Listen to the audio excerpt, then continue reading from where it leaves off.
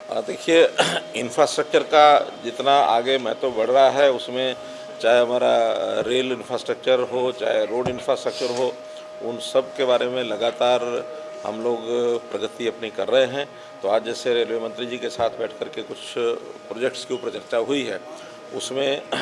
जैसा दिल्ली से हिसार तक की जो नई रेलवे लाइन बनाने की बात आई है, उसमें एक नया सुझाव भी आया है जिसके ऊपर अब विचार करेगा डिपार्टमेंट कि उसको एक आरआरटीएस के आधार के ऊपर एलिवेटेड एक रेलवे लाइन ऐसी बनाई जाए ताकि फास्ट जो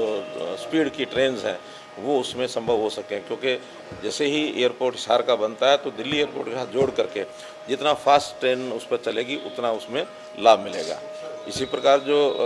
डेडिकेटेड फ्रेट कॉरिडोर, चाहे वो ईस्टर्न है चाहे वेस्टर्न है, दोनों ही हरियाणा में से होकर निकलते हैं, तो उसके लगभग 10 ऐसे नए रेलवे स्टेशन बनाए जा रहे हैं। उन 10 के 10 नए रेलवे स्टेशन के आसपास कोई इंडस्ट्रियल एरिया कैसे उसमें बन सकता है, वहाँ रोड कनेक्टिविटी कैसे बढ़िया हो सकती है, उन चीज़ों के ऊपर हमने विचार किया है। फिर रोहतक की जो एलिवेटेड रेलवे लाइन है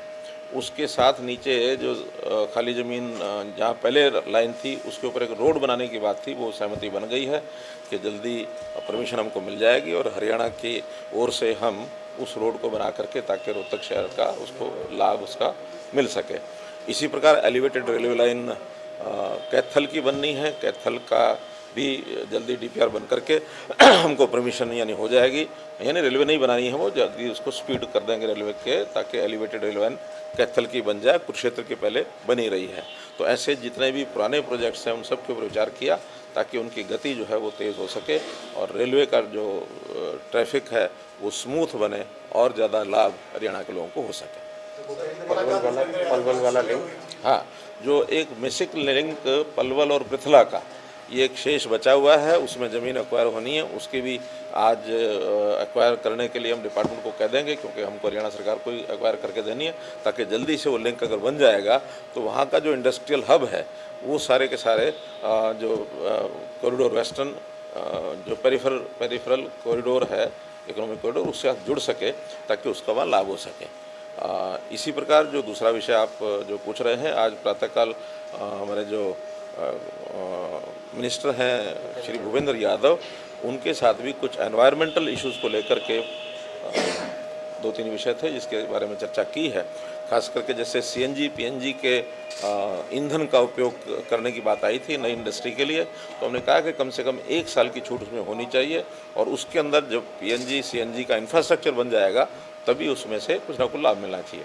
दूसरा एक विषय था जो नजफगढ़ ड्रेन का, नजफगढ़ झील,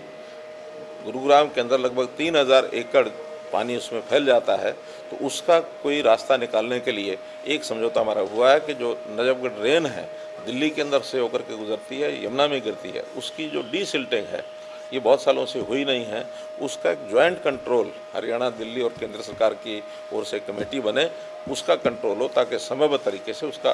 क्लीनिंग डिसिल्टिंग हो जाए और फिर उसमें बांध बनाने की भी आवश्यकता रहेगी। ड्रेन नंबर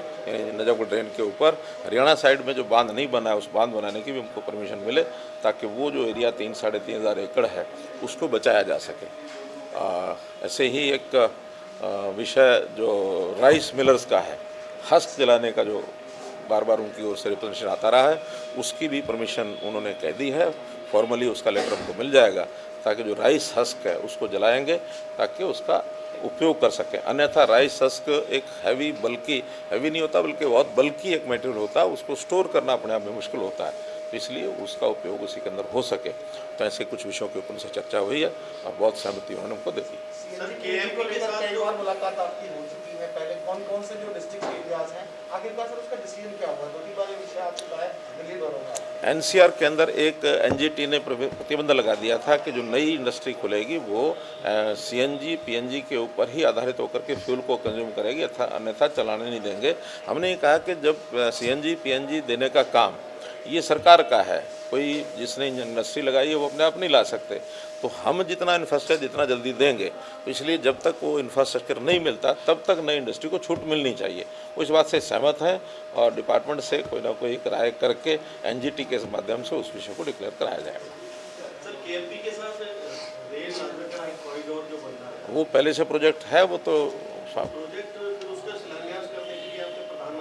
प्रधानमंत्री जी को कहा हुआ है, प्रधानमंत्री जी का समय जैसे ही नियर फ्यूचर में मिलेगा उसका शिलान्यास करा करके और उस प्रोजेक्ट को हम चालू कराएंगे। उसकी ज़मीन भी मिल चुकी है, सारा प्रोजेक्ट भी तैयार हो गया है, उस पर लगभग 5,000 करोड़ रुपए की राशि से प्रोजेक्ट बनने वाला है। उसके अंदर जैसे ही प्रधानमंत्री जी का समय मिलेगा उसका शिलान्यास हो जाएगा। डबल इंजन की सरकार है,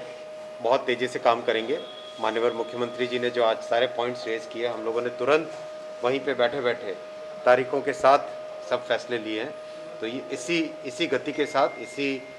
स्पिरिट के साथ काम करेंगे।